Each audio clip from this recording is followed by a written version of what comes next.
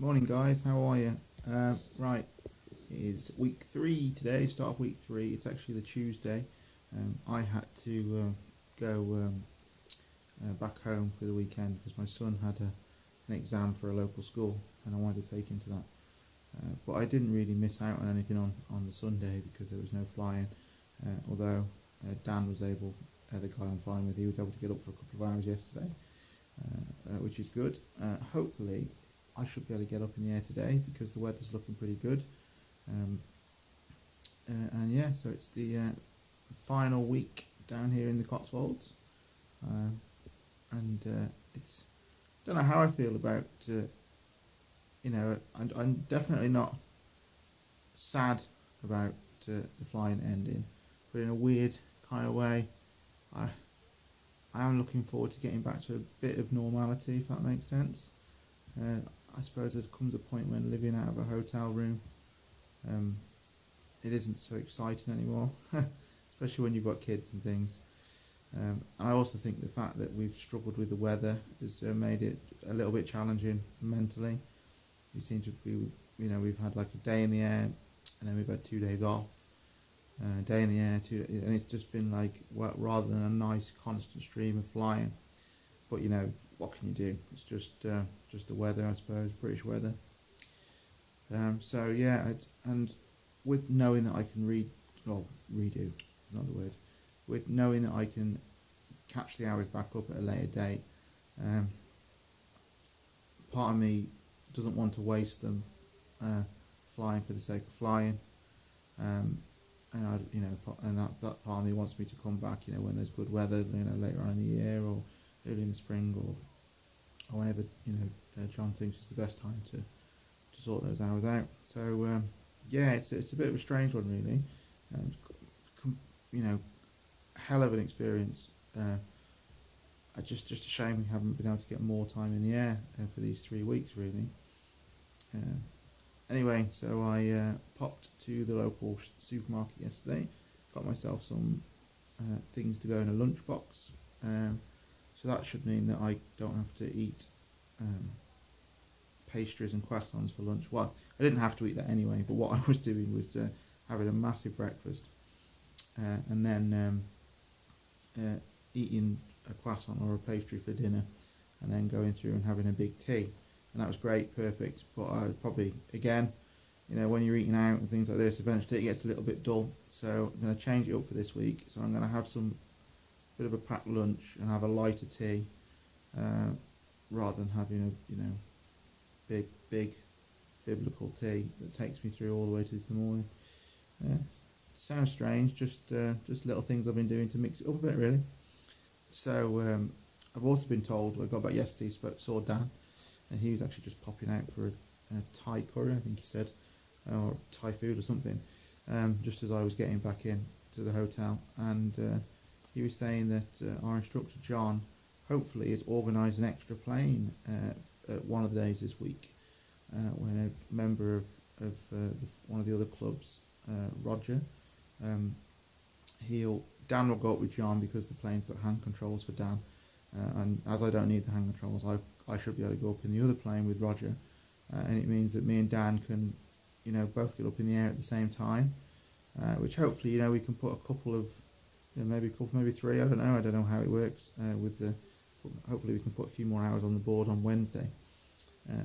The weather looks okay actually, and the forecast doesn't look too bad. It's probably going to be the better week of the 3 weeks we've had. I mean, in comparison, I just heard on the BBC News that there's another hurricane to hit the Caribbean and the British Virgin Islands today, Category 5. I think they called it Maria. You have to excuse me because it was 6 o'clock in the morning and I'd literally, my alarm had just gone off and I pressed the on button on the TV. But here's me moaning about a bit of patchy cloud and some rain, and you've got people losing their houses. Kind of puts life into perspective really. Anyway, I am rambling on. So what I will do is go and sort the tash out, because unfortunately today it's got a life of its own. I've no idea what's going on with it. It's just going to go. It's like I've had a perm on my face. So yeah, I'll go and sort the tash out. Can't be bothered to do my hair today, hence the hat. And then I'm going to get some breakfast. So what I will do, I'll shoot a few more videos over the next few days and upload them, and hopefully you'll see how I've got on in week 3. Till then, speak soon.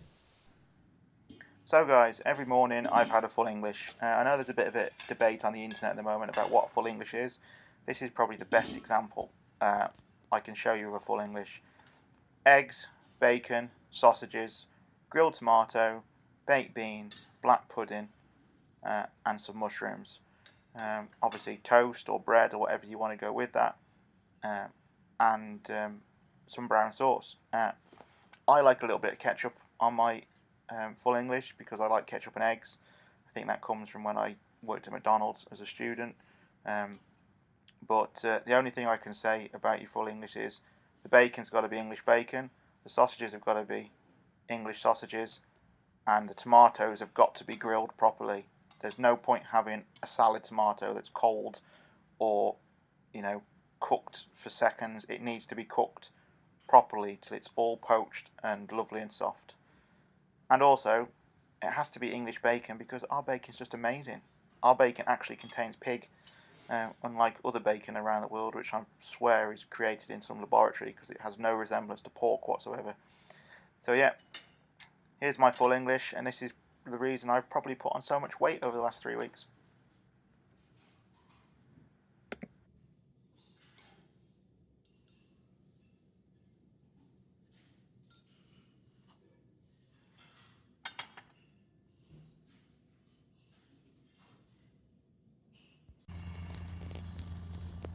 So this was quite a nice experience actually. John took me over to refuel the plane, and it was just you think it's going to be just like refueling a car, but it's not. There's actually an earth cable and stuff and things you have to do, and it was a good little learning curve about, you know, the day-to-day running of the plane.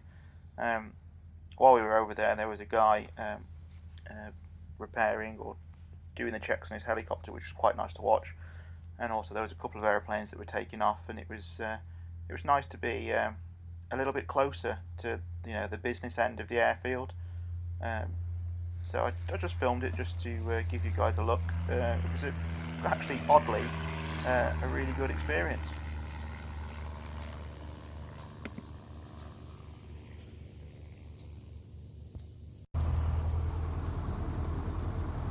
So another good experience was being in the back of the plane during probably one of the busiest times I'd seen the runway. As you can see from the weather, the sun come out, the sky was nice and blue with some patchy cloud, and everyone wanted to fly. And so it was the first time we really had to queue up for takeoff instructions. It was interesting listening to the radio and everything that was coming through. And to be honest, we were waiting there for around 15 minutes, but obviously I've put that down for the video. But it was great to listen to the radio. You know, you could hear the other pilots coming in, giving their finals, then they'd land, other people queuing up. The car coming around here was a runway check, which was again a great experience to witness that from the business end of the runway.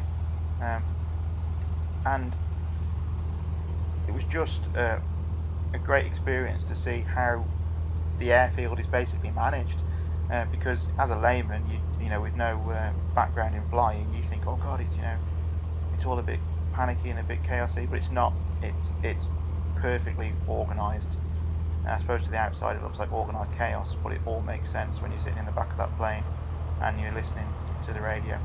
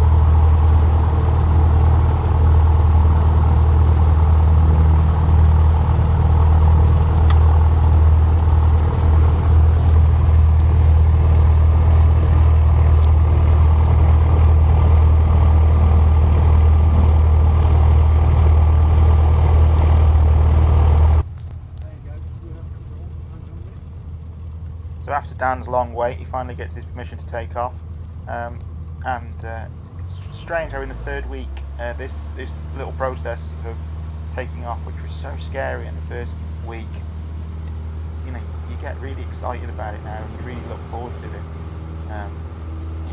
It's such a buzz, but in a good way. You know, you feel in control. You know, it's not like you're adrenaline mad or anything like that. But that feeling of when the plane comes off the ground, it's such a great experience.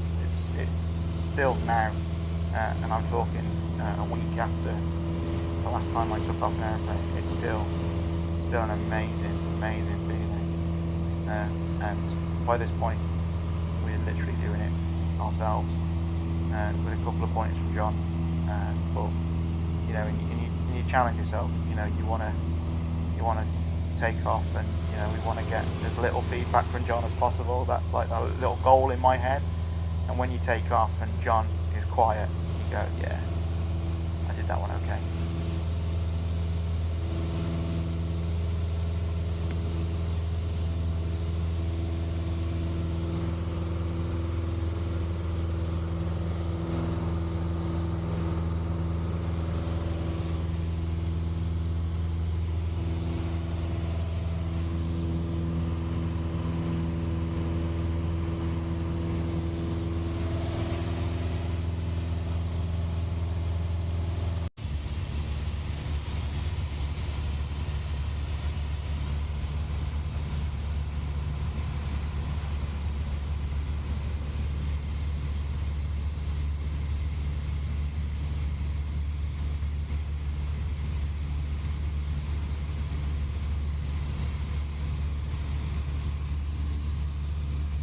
So in a minute, there's a clip of one of my landings, and me and Dan had a bit of a joke, an on-running joke, that he was the fair weather flyer and I was obviously the storm pilot, because whenever I was practicing a landing, there was always a crazy crosswind.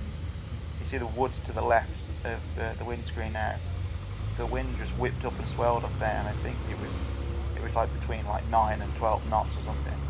And getting into your head that you're bringing this airplane down at a diagonal angle from the runway is bizarre. So I just wanted to show you this because it gives you an idea of how choppy it was, and basically what sort of conditions we were flying in.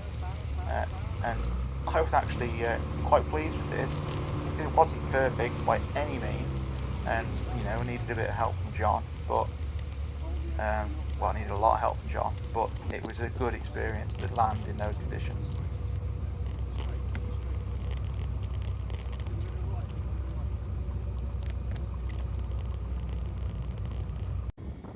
So John was great. He managed to get Rogers to take us up in the air, and Rogers a really nice guy. You know, everyone was really nice, to be fair, but it was another good experience, and I got to fly another airplane. You know, I got to fly 2 planes. Woohoo! Um, and this is Roger. He's just refueling it. Obviously, there was no onboard filming because it was just me and Roger, and you know, it's all about the lesson. It's not about the filming. But I thought I'd do a little video of it. It's the Piper Warrior, and it was similar but different to Golf Yankee Lima. But it's just, again, just a great experience to get up in another plane. Uh, and you know, thank you to Roger and Line and Flying Club, because you know, for doing that. That was brilliant. It allowed me to get an extra couple of hours in.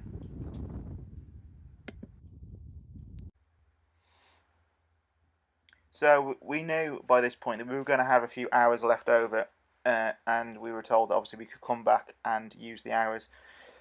So what I had decided to do, because it'd been a dream of mine to fly over Shropshire where I live, so I kind of spoke to John, and I was thinking about just plotting a little course and having a look at the maps, and you know how they do the cross country flying, and hopefully next year I'm going to get to fly from Kemble to RAF Cosford.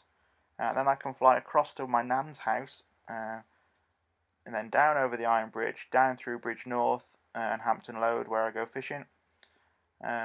and then back to Kemble. So it'll be a really nice experience of getting out and about over my home county, really, and seeing it from the air, which will be absolutely amazing. So there you see, Kemble to Cosford is 59 nautical miles. Cosford to Donington Wood, where my grandparents live, is 8 nautical miles. Then Donington to Iron Bridge, which is a lovely part of the world, birthplace of the Industrial Revolution, 6 nautical miles. And then Iron Bridge to Hampton Load, where I do a lot of my fishing. Should be nice to fly over. And then Hampton Load to Kemble. So that should be and the Wrekin, obviously, which is the mountain in Shropshire. It's a big hill, really, but they say that anything over 1,000 feet's a mountain, and she's 1,334 feet. So as far as I'm concerned, Shropshire's got a mountain.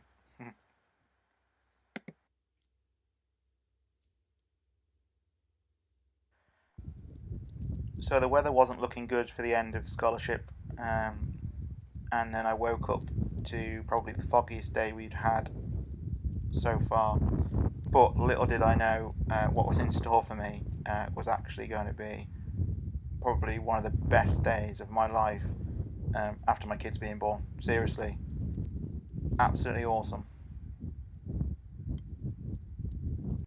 Hi guys, how you doing? So today is the last day of the scholarship. It's well, it should have been a good day today, but it's looking a bit misty. We've had a few misty days, to be fair. So we got into the club, and the weather looked very similar to this, and we thought it was going to be a write-off, but the weather cleared, and then the next thing I know, Roger came over and said, "Have you ever thought about doing any aerobatics?" Which, of course, my answer was, "Yeah, that would be amazing. Why? Do you fancy going up in the Bulldog?" And that was it. My world just turned upside down with excitement. And for anyone that doesn't know, a Bulldog is an aeroplane that you can do loop-the-loops and barrel rolls in, and it's probably the closest thing I'm ever going to get to flying in a Spitfire.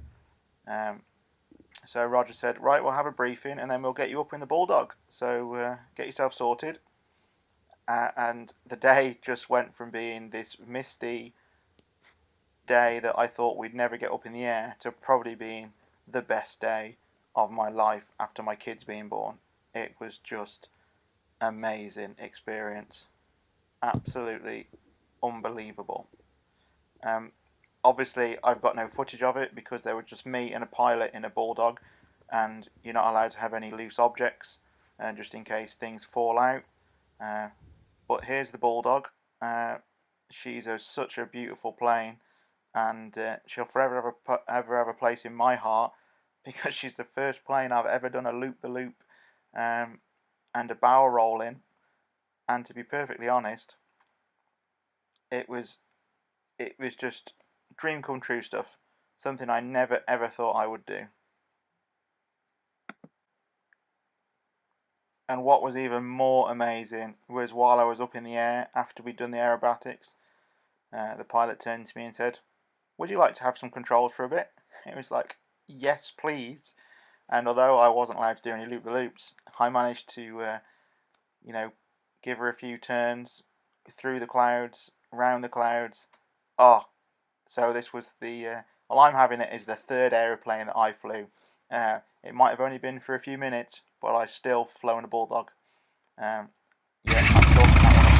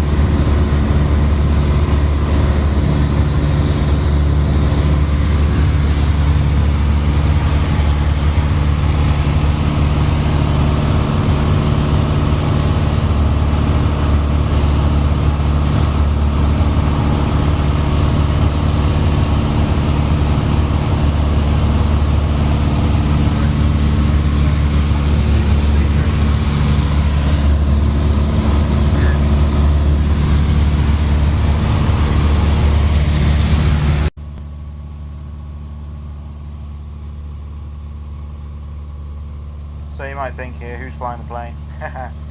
Well, it was our last outing with John, and I decided that it was only fitted to get some footage from the captain's seat. So John had the controls for a few minutes, and it was nice to just get some footage of basically what I was seeing on a day-to-day basis. There he is, the man, the legend that is John Griffin. And it was, good to have this footage of from that position, to be fair, because it's not something you get to do all the time. And obviously, when you're learning to fly, it's not about the filming; it's about learning to fly. So apologies if it's a bit ropey around the edges.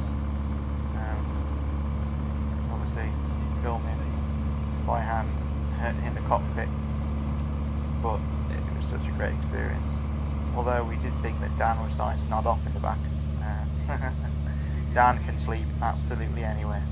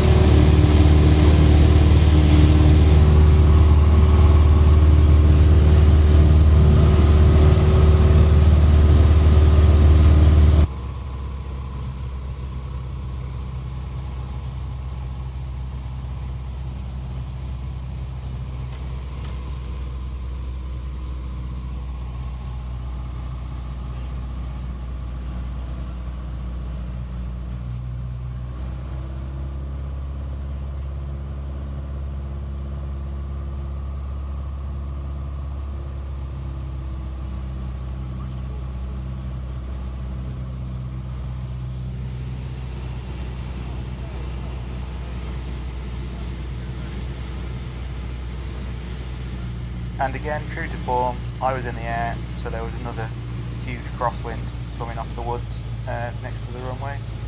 So on landing, I said, John had already said that I'd have to give me a hand in it. And I said to him, well, I'm going to film it, and you can land it, because it'll be good to see a master at work, over which he laughed.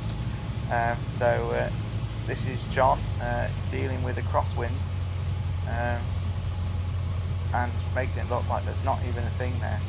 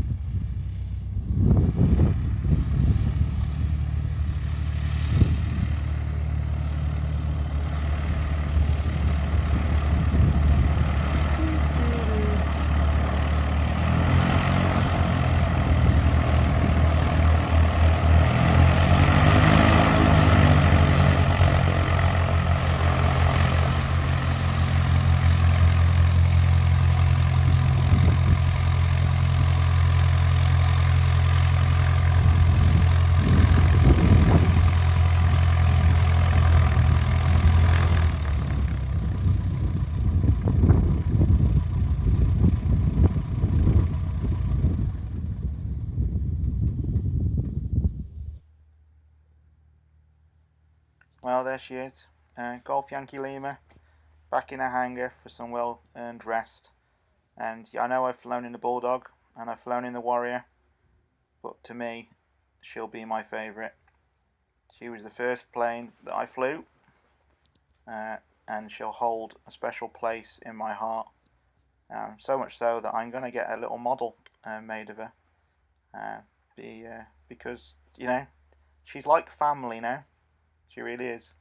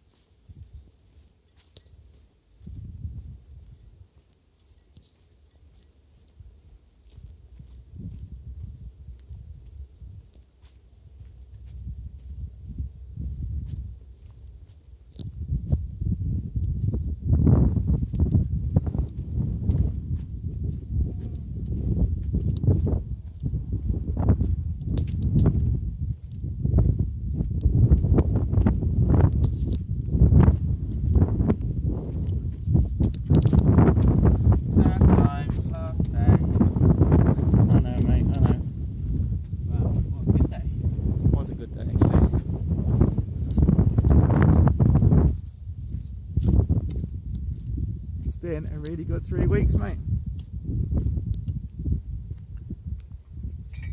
So this was the end of our 3-week scholarship for myself and Dan, and it was absolutely an amazing experience. I'm honestly struggling for words, and this is, a week later. Just to everyone who was involved, everyone I met, everyone who helped out, I just have the utmost thanks to, because it really was dream come true. It was just awesome, and I can't thank people enough. And I feel very, very honoured that they let me have the scholarship. And I've still got a few hours to look forward to, which is even better. Which means that next year I can get up in the air again. So it's awesome. So thank you guys. Thanks to everyone. You've changed my life seriously. I can't thank you guys enough.